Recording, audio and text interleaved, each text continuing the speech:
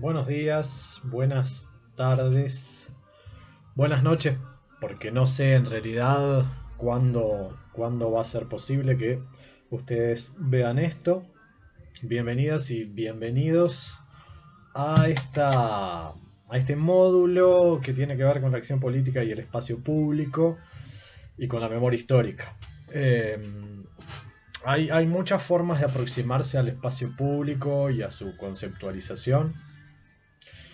Desde hace un tiempo una línea de trabajo que hemos tenido tiene que ver con eh, su concepción a partir de la teoría política, que obviamente está cargada de aspectos filosóficos de Hannah Arendt y, y bueno, y también está cargada de aspectos antropológicos sobre todo, porque el espacio público para esta pensadora eh, tiene que ver, o de alguna manera está delimitado por eh, el lugar donde nosotros podemos encontrar la acción política. La acción política que para ella es específicamente humano. Y para adentrarnos en ello vamos a tener que mencionar algunas categorías arentianas que en algo que yo creo fascinante, pero que tiene algunos peligros,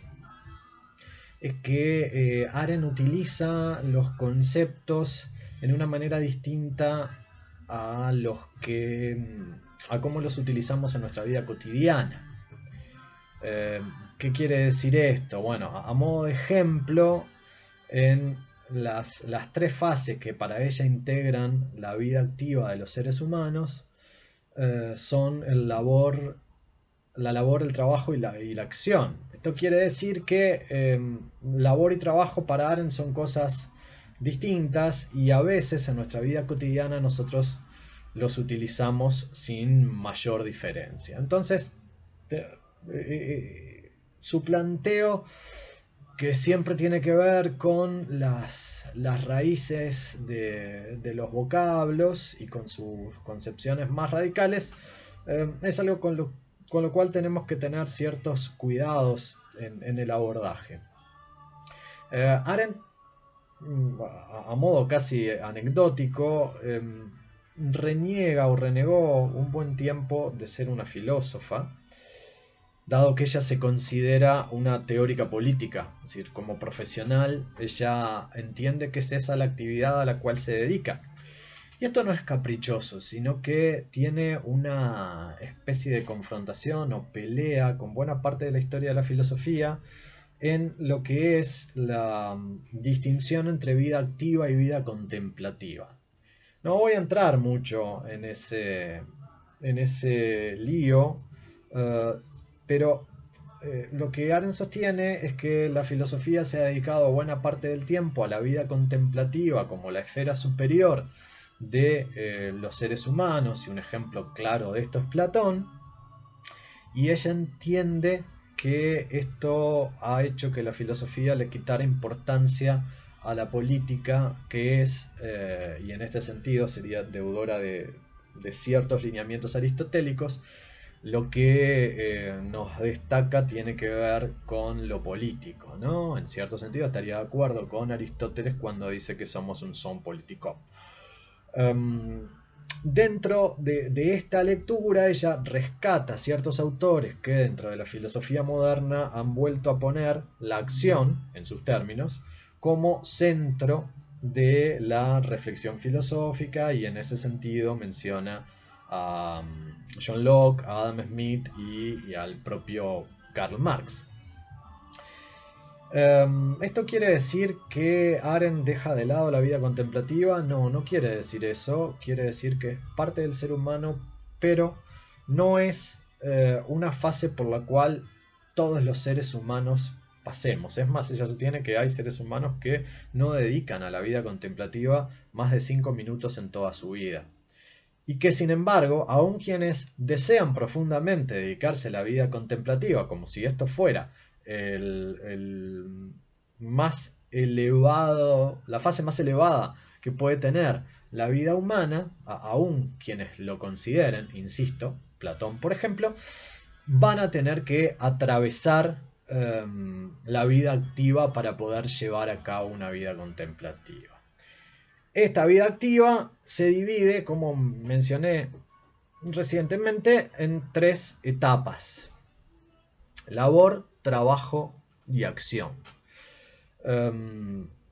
La diferencia entre labor y trabajo, en principio, podríamos mencionar que una es de índole puramente biológico, la labor, y la otra no, el trabajo.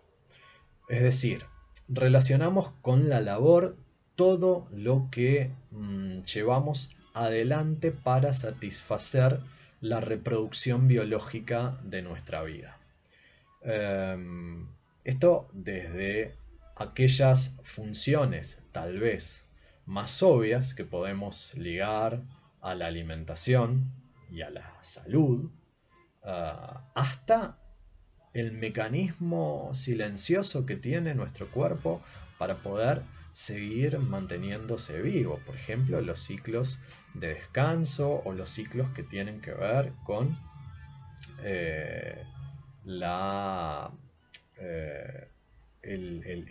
lo que hacemos con los alimentos y las tareas que nuestros órganos internos tienen ligadas a ese respecto.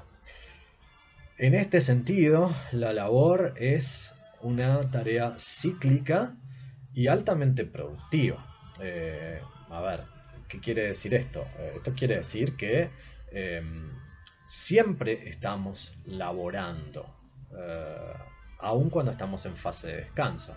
Es un ciclo que no termina y que cuando termina, nosotros terminamos. Y que nos lleva, en cierto sentido, mucha parte de nuestra vida productiva.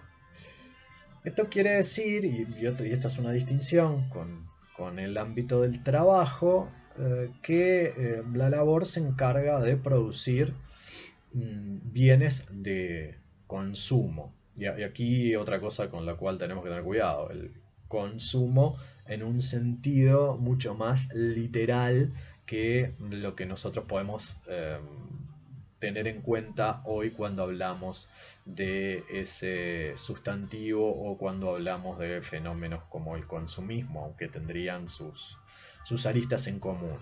Los bienes de consumo son aquellos que están destinados a ser destruidos a través del proceso de labor. Por ejemplo, los alimentos. Los alimentos que producimos o que recolectamos van a terminar siendo destruidos por nuestro proceso de labor. Es decir, los comemos y esos elementos dejan de existir y están producidos para eso. Esa es su finalidad. De este modo, los bienes de consumo no están, no tienen como parte de sus funciones el permanecer en el mundo, sino contribuir desde su propia destrucción que llevamos adelante los humanos, entre otros, para poder seguir reproduciéndonos biológicamente. Evidentemente, y esto es algo que se ve a simple vista, esto es un elemento que tenemos en común con el resto de los animales. Es decir, la labor no nos diferencia del resto de los animales y, insisto, es un proceso cíclico y altamente productivo porque lleva buena parte de nuestra vida. El trabajo, en cambio, para Arendt tiene que ver con la estabilidad del mundo material que nos rodea. Es decir, los seres humanos, entre otros, hemos construido un mundo material que nos da estabilidad, y una estabilidad que necesitamos muchas veces para vivir, sobre todo a partir de que en buena medida dejamos de ser nómades. Hemos construido toda una serie de artefactos que nos proveen de esa estabilidad y que van haciendo a nuestra identidad. Tanto así que hablamos de nuestra casa, nuestra cama, nuestra silla, nuestra mesa, nuestro lugar, incluso en aquellos lugares de trabajo asalariado, para utilizar una categoría marxista que no es la que utiliza Arendt. De este modo, el trabajo se caracteriza no por bienes de consumo, sino por bienes de uso, que están fabricados por, en principio, nuestras manos. Construimos un mundo material donde nos rodean bienes de uso que son fruto del trabajo y que nos dan estabilidad. Son bienes de uso porque su finalidad no es la de ser consumidos y destruidos, sino que su finalidad es la de ser usados por el ser humano. La silla sobre la cual yo estoy sentado, si lo hubiera hecho yo con mis propias manos, sería fruto de mi trabajo, y su finalidad es que la use. ¿Esto quiere decir que no se va a destruir? No, sí se va a destruir, pero de una forma distinta a la de los bienes de consumo, pues esta destrucción no será inherente al proceso de trabajo, sino que será o bien accidental, o bien por desgaste, o bien por algún tipo de fatalidad, o lo que sea.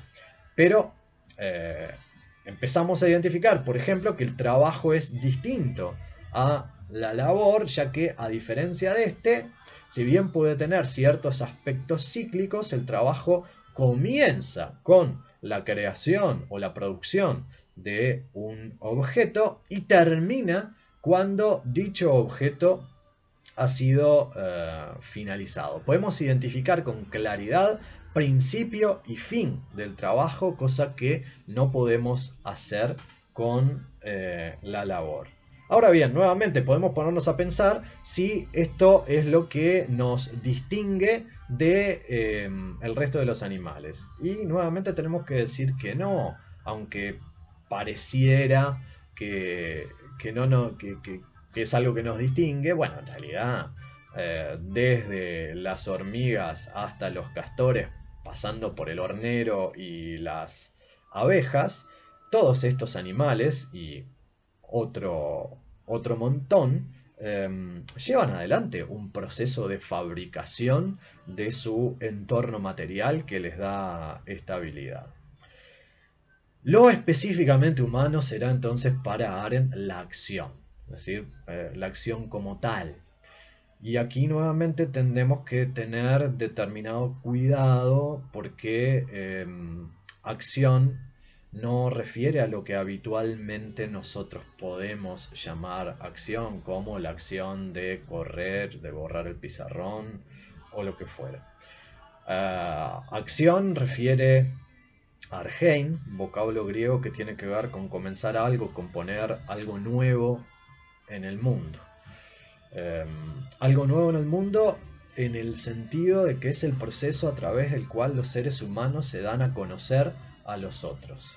Es el momento en el cual nosotros y nosotras mostramos que somos distintos a quienes nos rodean, pero a su vez somos iguales, es decir, en un marco de igualdad que nos permite a todos y a todas mostrarnos por igual.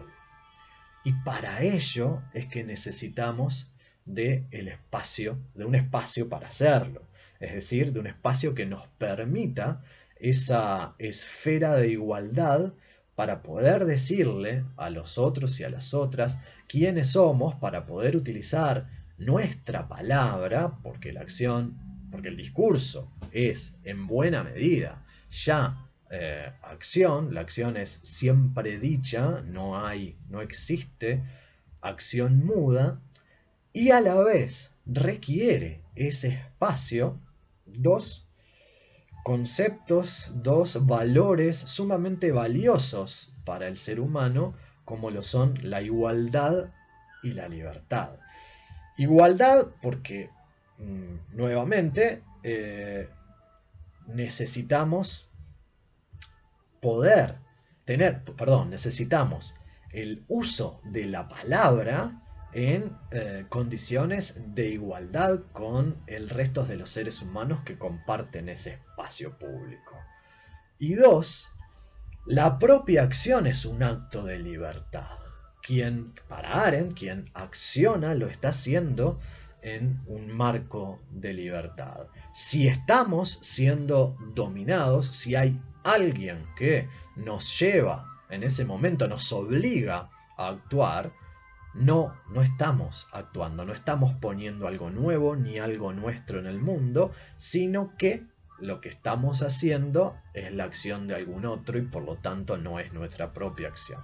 Para que la acción sea genuinamente nuestra y por lo tanto que sean definitivamente acción y acción política, que sería una redundancia, pero en este caso lo tenemos que marcar, debe ser un acto de libertad donde ponemos una palabra nueva, en tanto una palabra nuestra, en el mundo. Ahora, cuando decimos mundo, ¿qué queremos decir? Bueno, no estamos hablando ni del mundo en un sentido natural, ni del mundo en tanto conjunto de artefactos materiales que nos rodean, que es al que refiere el mundo del trabajo. Aunque obviamente de alguna manera se involucra al mundo en un sentido natural y al mundo en el sentido del conjunto de artefactos, porque, porque en realidad es allí donde nos movemos, pero el mundo que refiere a la acción tiene que ver con nuestro mundo común, tiene que ver con el mundo de lo público, en oposición a lo privado.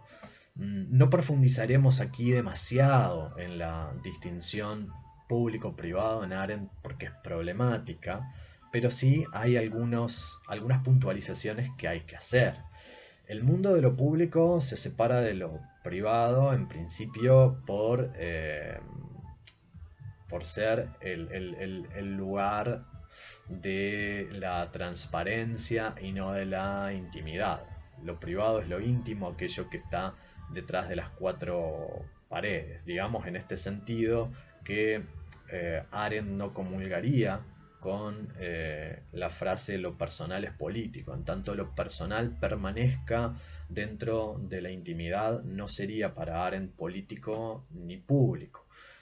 Lo público a su vez no requiere meramente la salida de las cuatro paredes o meramente la publicidad de las cosas. Y subrayo en meramente. Lo público por definición necesita la publicidad, es decir, necesita de ese espacio que nos permite ser vistos, vistas y oídas por el resto de las personas. Eso está claro. Ahora, desde el punto de vista arendtiano y hablando mal y pronto, ciertos actos que yo podría llevar a cabo en lo privado, como almorzar los tallarines del Día de la Madre, a lo cual luego le saco una foto, filmo un video y lo subo en redes sociales, no se transforman en públicos por ese hecho. Allí lo que estoy dando es publicidad a un acto privado, pero eso no significa acción. La acción tiene que ver con lo político y tiene que ver con lo común, con aquello que nos es común con las demás personas. La esfera pública es aquella que nos junta y a la vez impide que caigamos el uno sobre el otro, dice Arendt. Es como esa mesa que nos separa y a la vez nos une, porque estamos poniendo elementos que nos son importantes lo ponemos en común, porque nos son importantes para todos y todas, pero además sabemos que somos distintos y distintas, es decir, no somos idénticos y es el momento de marcar nuestras diferencias y el ponerlo en el discurso tiene que ver directamente con la acción. En ese momento estamos actuando, en ese momento estamos siendo seres políticos y seres humanos para la pensadora alemana. Y esto tiene mucho que ver, a su vez, con la memoria histórica, con los monumentos, con las marcas de memoria, con los museos. Es decir, con espacios públicos que muchas veces en muchos momentos son objeto de nuestras visitas didácticas o de algún modo se transforman en nuestra aula expandida. Esas marcas de la memoria, esos territorios que se han transformado en espacio público y en espacio de memoria, no lo son naturalmente y tampoco son fruto del trabajo, sino que son producto de la acción humana y de las luchas políticas que grupos de seres humanos han dado para materializar un mensaje a las propias generaciones y a las nuevas generaciones. En este sentido es que nos parece sumamente relevante que nos pongamos a pensar en aquellos lugares que tomamos como objeto de visita o de salida didáctica o como espacios comunes a ser pensados, analizados y a que sean objeto del aula expandida, a que sean objeto de nuestra reflexión en tanto pueden ser o no parte de la acción política. Y también cómo esos sitios se resignifican a lo largo de la historia, a lo largo del tiempo, a lo largo de los años. Porque esos sitios que son espacios públicos, fruto de la acción y de la lucha, porque hay antagonismo, porque hay conflicto respecto a sitios de memoria, luego se resignifican por otros grupos y por otras generaciones. El punto es si allí se sigue llevando adelante la acción política y si en ese sentido siguen siendo espacios públicos en un sentido arendtiano. La invitación que nosotros les formulamos tiene que ver con eso, con poder pensar si esos sitios que ustedes han visitado, van a visitar o se han puesto como objetivo de su aula expandida en algún momento, son espacios públicos. Para ello es que les ofrecemos algunas lecturas. Por un lado, una conferencia de Arendt que se llama Labor, Trabajo, Acción, una conferencia. Una conferencia es parte del propio título y que tiene justamente como objeto la reflexión antropológica sobre lo que los seres humanos somos. Luego una breve fracción de la condición humana, que es donde además están recogidos de forma fundamental estos conceptos que mencioné recién, pero en este caso una pequeña fracción que hace referencia a el concepto de espacio público para Arendt, y un texto de Elizabeth Schelling y de Victoria Langland respecto a las marcas territoriales como nexo entre pasado y presente. Por aquí yo voy cerrando esta participación, agradeciéndoles la atención que tuvieron que regalarme si atravesaron estos minutos. Un gran saludo.